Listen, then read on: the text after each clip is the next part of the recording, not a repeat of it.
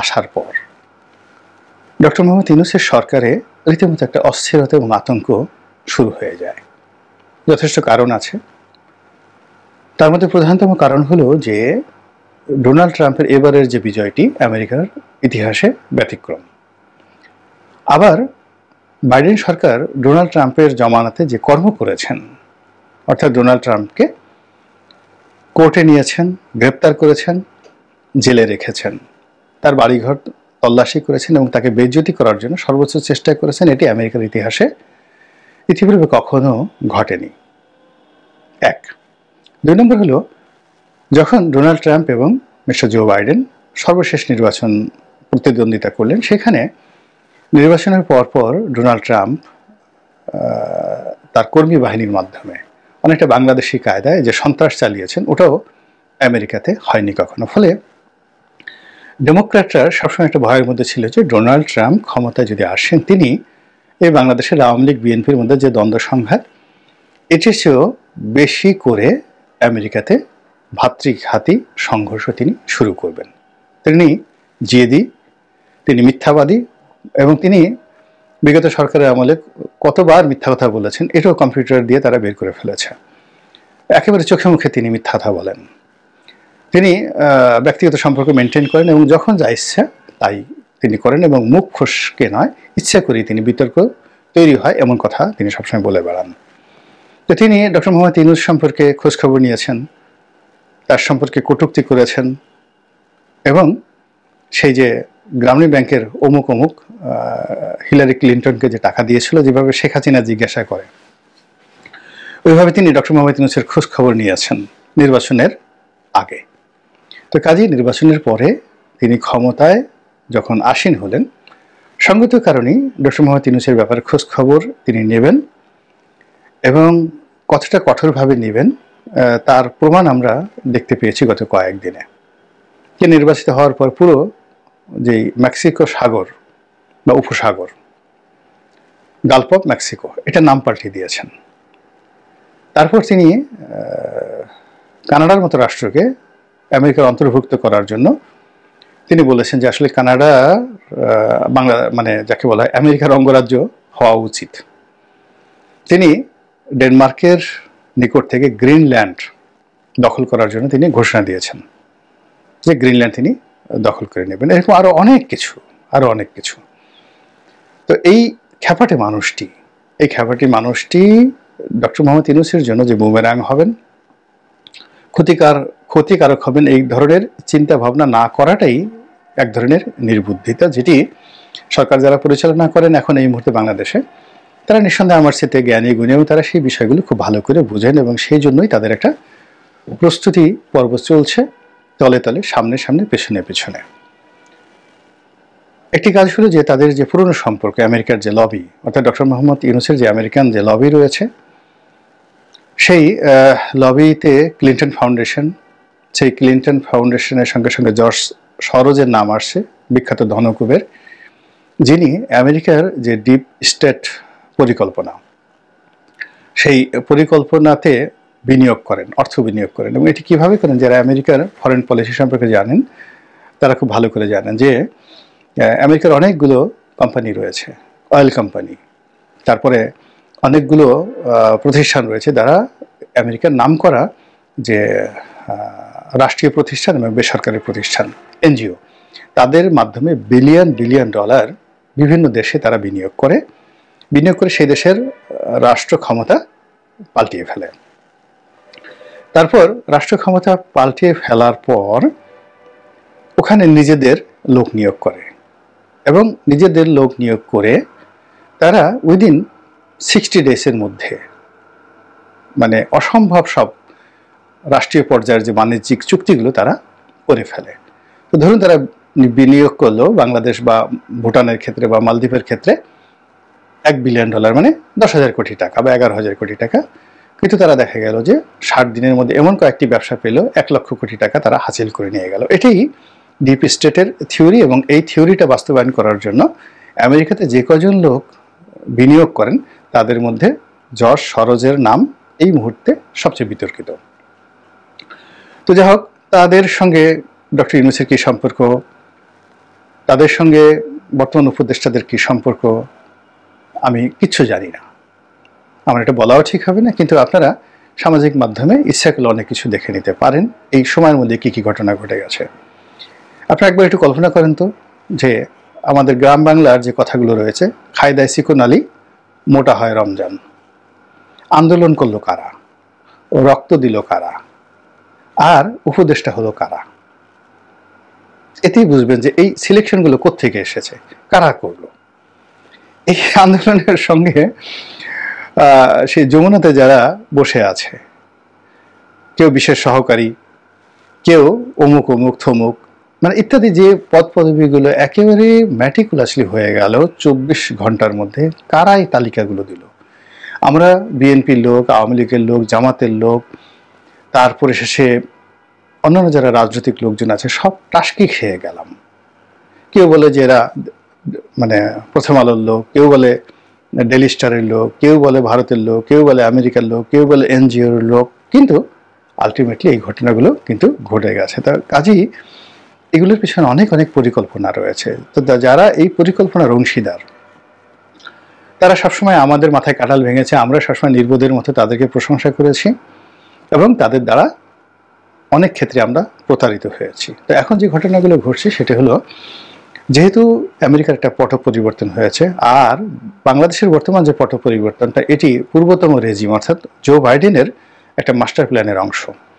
তো কাজেই এই সময়টিতে যারা বর্তমান রেজিমে রয়েছেন তাদের মধ্যে এক ধরনের অস্থিরতা কাজ করবে এবং তাদের যে বিপদ বিপত্তি কি কি হতে পারে এটি আপনার আমার বা সাধারণ আমজনতার চেয়ে তারা ভালো জানেন। এর কারণ হলো এই ধরনের খেলাধুলা করেই তারা জীবনে সফল হয়েছেন। কোনো কাজকর্ম করেননি, একটা এনজিও চালিয়েছেন, শত শত কোটি টাকার মালিক হয়েছেন। কোনো কাজকর্ম করেননি, শুধুমাত্র সরকারি টেন্ডারবাজি করেছেন, কোনো কাজকর্ম করেননি, কিন্তু সারা জীবন দেখা গেছে রাষ্ট্রের যত যাকে বলা হয় ঘি মাখন পোলাও এগুলো সব খেয়েছেন। অধ্যাপক, খুব নামকরা অধ্যাপক, কিন্তু দেখা গেল যে জীবন অধ্যাপনাই করেননি, কিন্তু সেই ভারতের দালাল বা আমেরিকার দালাল রূপে কিংবা শেখ হাসিনার দালাল রূপে বা অন্য কারো দালাল রূপে দেখা গেল যে তারা সবসময় গদিতে চেয়ারে বসে পোলাও কোরমা মাখন অতীতেও খেয়েছেন, এখনো খাচ্ছেন। এই যে একজন শিবলি রুবায়াত, তার মতো মানুষ কি করে বলেন তো আওয়ামী লীগ জমানাতে শেয়ার মার্কেটের যে নিয়ন্ত্রক সংস্থা সিকিউরিটি এক্সচেঞ্জ কমিশন সেটা চেয়ারম্যান হলো, কি করে সে হাজার হাজার কোটি টাকা সেখান থেকে বানালো। এই জিনিসগুলো চিন্তা করুন, যেগুলো সব মানে মাস্টার প্ল্যান। কখনো এটা মোসাদ থেকে হয়ে আসে, কখনো দিল্লি থেকে হয়ে আসে, কখনো সিআইএ থেকে হয়ে আসে, আর আমরা আমজনতা বেকুব জনতা এগুলোর সাথে লাফালাফি করি। তো যেটা বলছিলাম যে ডক্টর মোহাম্মদ ইউনূসের এই সরকারের মধ্যে ডোনাল্ড ট্রাম্প আসার পরেই এক ধরনের অস্থিরতা তৈরি হয় এবং তারা বিকল্প খুঁজতে থাকে। তারা ভারতের সঙ্গে একটা মিনিমাইজ করার চেষ্টা করে, কেন প্রথম দিকে তারা চেষ্টা করেছিল ভারতকে হিট অ্যান্ড হার্ট করে বীরের মতো বা জেহাদি জনগণের মতো জনগণের নেতা হিসেবে তারা চে গুয়েভারা হয়ে বা ফিদেল ক্যাস্ট্রো হয়ে কিউবার মতো একটা শক্তিশালী রাষ্ট্র গড়ে তুলবেন। আমেরিকার মধ্যে যেভাবে একেবারে নাকের ডগায় কিউবা টিকে আছে, ওইভাবে ভারতের নাকের ডগায় এটা টিকে থাকবে। কিন্তু পরবর্তীতে দেখা গেল যে না, সম্ভব নয়। তখন তারা ভারতের সঙ্গে সমঝোতা করার, বন্ধুত্ব করার জন্য উপায় খুঁজছে এবং এখন পর্যন্ত উপায় হয়নি। দ্বিতীয়ত, আমেরিকার সঙ্গে সম্পর্ক স্থাপন করার জন্য তারা চেষ্টা করেছে, কিন্তু সেটা কার্যত একেবারে বুমেরাং হয়ে গেছে। ফলে তারা কি করলো, সাবেক সরকারের যে এজেন্সিগুলো রয়েছে, যে লোকজন রয়েছে, লোকবল রয়েছে, ফাইন্যান্স রয়েছে, কানেক্টিভিটি রয়েছে গ্লোবালি, সেটাকে তারা ম্যাটেরিয়ালাইজ করার চেষ্টা করেছে বা করবে, এটাই স্বাভাবিক। এবং সেই জিনিসগুলো করতে গিয়ে মিস্টার ডোনাল্ড ট্রাম্পের সঙ্গে তাদের যে সম্পর্ক আরও খারাপ হবে এবং সেই খারাপ হওয়ার প্রেক্ষিতে পর্দার আড়ালে যে অনেক উত্তেজনাকর ঘটনা ঘটছে, অনেক নাটক হচ্ছে, উপনাটক হচ্ছে, সেগুলো আমরা কিন্তু মোটামুটি বুঝতে পারছি। এবং অতি সম্প্রতি মিস্টার ডোনাল্ড ট্রাম্প এবং মিস্টার নরেন্দ্র মোদীর যে বৈঠক, এই বৈঠক নিয়ে যেভাবে আমজনতা উত্তেজিত, অস্থিরতায় ভুগছে, আওয়ামী লীগের লোকজনের মধ্যে যেভাবে একটা উল্লাস দেখা যাচ্ছে, একইভাবে সরকারের মধ্যে কিন্তু অস্থিরতা দেখা যাচ্ছে। এবং অস্থিরতার লক্ষণ বা ভয় পাওয়ার লক্ষণটা হলো এইরকম, যেমন ধরুন আপনি গ্রামের একটা রাস্তা দিয়ে যাচ্ছেন, গভীর রজনীতে একা, খুবই আধুনিক বিজ্ঞান মনস্ক, কোনোদিন ভূত প্রেতকে আপনি বিশ্বাস করেননি অমাবস্যা রাত্রি, কিন্তু সেই দিন আপনাকে ভূতের ভয় পেয়ে বসলো এবং সেই ভূতের ভয়ের মধ্যে আপনি যাচ্ছেন, নিজের কাছে নিজে লজ্জা পাচ্ছেন যে আমি এত বিজ্ঞান মনস্ক, আমার এত ভয় কেন, কেন আমার হাত পা ঠকঠক করে কাঁপছে, আমার হৃদয়ের মধ্যে কেন ধুক ধুক আওয়াজ হচ্ছে, দিল কিউ না ধাক ধাক করে, এরকম কেন হচ্ছে। তো ওই অবস্থাতে যদি পেছন থেকে কেউ একটু ধীরে, ছোট একটা বাচ্চা ছেলে ওই রজনীতে জাস্ট দুষ্টামি করে বলে কুক, আপনি সঙ্গে সঙ্গে চিত হয়ে পড়ে যাবেন, সঙ্গে সঙ্গে চিত হয়ে পড়ে যাবেন। এমনকি আপনার হার্ট ব্রাস্ট হয়ে যেতে পারে, আপনার মস্তিষ্কে রক্তক্ষরণ ঘটতে পারে ভয়ের কারণে। তো মানুষ যখন অস্থিরতায় ভুগে তখন দেখা গেল যে ছোটোখাটো বিষয়গুলো নিয়ে, অনুল্লেখ্য বিষয়গুলো নিয়ে, অপ্রয়োজনীয় বিষয়গুলো নিয়ে মাতামাতি করে। সরকারের মধ্যে যদি স্থিরতা থাকতো, আত্মবিশ্বাস থাকতো, সরকারের জনপ্রিয়তা থাকতো এবং সরকারের যদি লক্ষ্য স্থির থাকতো, তাহলে মিস্টার মোদি কি বললেন, ডোনাল্ড ট্রাম্প কি বললেন, ওগুলো নিয়ে তার একটু মাথা ব্যথা হতো না। এই বাংলায় শেখ হাসিনা হিলারি ক্লিন্টনের টেলিফোন ধরেননি, একদম ধরেননি। আর হয়ারাল দেখা যাচ্ছে যে আমাদের ডক্টর মোহাম্মদ ইউনূস একজন রাষ্ট্রদূতের সাথে তিনি বৈঠক করতে গিয়ে যেভাবে কাচুমাচু করেছেন, আমেরিকা রাষ্ট্রদূতের সঙ্গে বৈঠক করতে গিয়ে, কিংবা যশ সরোজের ছেলে যখন আসলো তার সঙ্গে বৈঠক, কিংবা অন্যান্য IMF এর কর্তাদের সাথে তার বৈঠক, ওখানে তো আপনি বডি ল্যাঙ্গুয়েজ দেখলে বুঝতে পারবেন যে তার আত্মবিশ্বাসটা কোন পর্যায়ে রয়ে গেছে। এই ধরনের লোকজন গত 15 বছরে শেখ হাসিনার দরবারে ঢুকতেই পারেনি।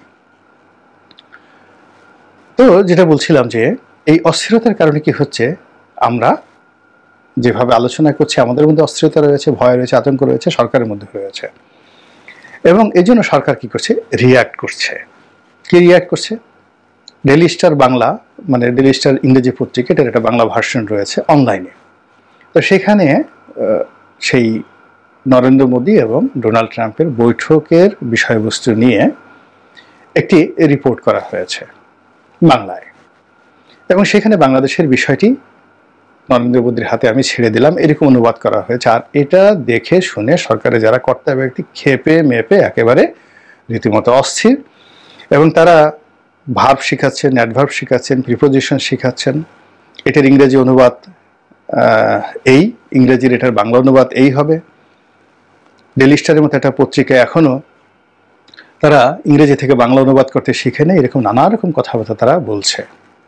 এটা মূলত ভয় থেকে এবং অস্থিরতা থেকে হয়। নরেন্দ্র মোদী কি বলল, কিংবা ডোনাল্ড ট্রাম্প কি বললো বাংলাদেশের ব্যাপারে, এই নিয়ে তো আমার মাথা ঘামানোরই দরকার নেই, কোনো অবস্থাতে মাথা ঘামানোর দরকার নেই, কিন্তু আমরা ঘামাচ্ছি বিকজ আমরা ভিতরে ভিতরে ঘামছি। এই গেল একটা। 2 নম্বর হলো যে এখানে দেখবেন যে এই বৈঠকের পর রাতারাতি যে সরকার তারা দুটো কাজ করেছে। প্রথম কাজ হলো ডিসেম্বর মাসে নির্বাচন হবে এরকম ডক্টর মোহাম্মদ ইউনূস একটা ঘোষণা দিয়ে এসেছেন দুবাইতে বসে, যখন এই বৈঠক চলছিল নরেন্দ্র মোদী এবং যাকে বলা হয় নরেন্দ্র মোদী এবং ডোনাল্ড ট্রাম্পের, ঠিক সেই সময়টা তিনি দুবাইতে বসে বলেছেন যে ডিসেম্বর মাসে একটি নির্বাচন হতে পারে। এবং সেখানে খুবই একটা বিব্রতকর প্রশ্ন তাকে করা হয়েছে যে মিস্টার ইউনূস আপনি শান্তিতে নোবেল পুরস্কার পেয়েছেন এবং এই মুহূর্তে আপনি রাষ্ট্র ক্ষমতায় আছেন, আপনার সময় বাংলাদেশে যে অবস্থা চলছে, তো আইন শৃঙ্খলা ভালো চলছে না, আপনাকে লোকজন পছন্দ করছে না, আপনার সব কিছু এলোমেলো বা লড়র ভড়র। ইংরেজিতে আপনি দেখবেন যে আমরা বাংলা অনুবাদ করলে ভাব অর্থে এরকম বোঝায়। তো এইগুলো দেখে কি আপনার কোনো অনুশোচনা হয় না, অপরাধবোধ জাগে না? রিগ্রেট, ইংরেজিতে রিগ্রেট শব্দটি ব্যবহার করা হয়েছে, এগুলো দেখে কি আপনার কোনো রিগ্রেট হয় না? তো সেটার উত্তরে ডক্টর মোহাম্মদ ইউনূস কী বলেছেন আপনারা একটু শুনে নেবেন, প্রাসঙ্গিক হয়নি।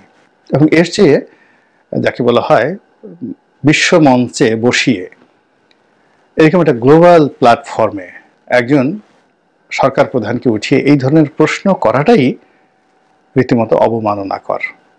উত্তর দেওয়া তো পরের বিষয়। তো যাই হোক, এই পরিস্থিতিতেও তিনি সেই ইলন মাস্কের সাথে কথা বলে চেষ্টা করেছেন যে তার যে বাংলাদেশে তার যে ইমেজটা আছে জনগণকে একটা বুঝ দেওয়ার তিনি চেষ্টা করেছেন, এবং সেটা ব্যাপকভাবে প্রচার করা হয়েছে যে ডক্টর মোহাম্মদ ইউনূস ইলন মাস্কের সাথে কথা বলেছেন। কেন বলেছেন, কি বলেছেন, এগুলো নিয়ে এখন আবার রীতিমতো ট্রল হচ্ছে। যা হোক, দ্বিতীয়ত যেটা হচ্ছে, তিনি বাংলাদেশে এসেই তড়ি ঘড়ি করে একেবারে, তার শরীরটা তো আসলেই ভালো না, অসুস্থ মানুষ, বয়স হয়ে গেছে। তো এই শরীর নিয়ে তিনি সেই রাজনৈতিক দলগুলোর সঙ্গে বৈঠক করেছেন এবং তিনি একটা কমিশন করেছেন, ঐক্যমত্যের কমিশন, যে কমিশন তিনি নিজেই চেয়ারম্যান। তার সঙ্গে যারা যারা আছেন তারা বাংলাদেশের সবাই কিংবদন্তি পুরুষ, রাজনীতির মহাপুরুষ। কারা আছেন? প্রফেসর আলী রিয়াজ আছেন, তারপরে সাবেক সচিব সরফরাজ নামক একজন ভদ্রলোক, সরফরাজ বা স্বরাজ এরকম কিছু একটা হবেন, অনেক রিটায়ার্ড করে একসময় স্বরাষ্ট্র সচিব ছিলেন, তিনি আছেন। তারপরে পণ্ডিত প্রবর, বাংলাদেশের কিংবদন্তি ব্যক্তিত্ব ডক্টর বদিউল আলম, তিনি আছেন।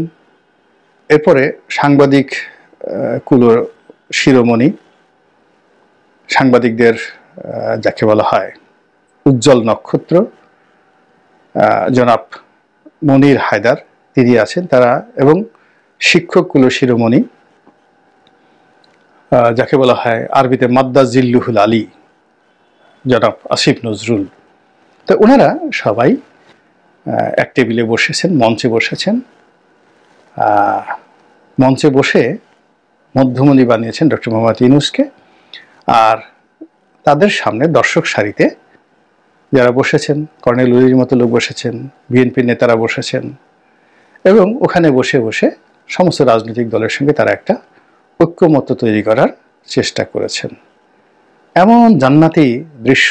এবং ওখানে যারা দাড়িওয়ালা লোকজন ছিলেন, সাদা পোশাক পরা ছিলেন, টুপিওয়ালা লোকজন ছিলেন, তাদের সেই যাকে বলা হয় শ্বেত শুভ্র বেশবাসে এবং আতর গোলাপের যে সুগন্ধে ওই রুমটি যে মশহুর হয়ে পড়েছিল, মৌ মৌ করছিল, এটি আমরা ছবিতে সেটা দেখতে পাই। তো এই যে তার যে সদিচ্ছা রাজনৈতিক দলগুলোর সঙ্গে সম্পর্ক করার, এটি কেন হলো?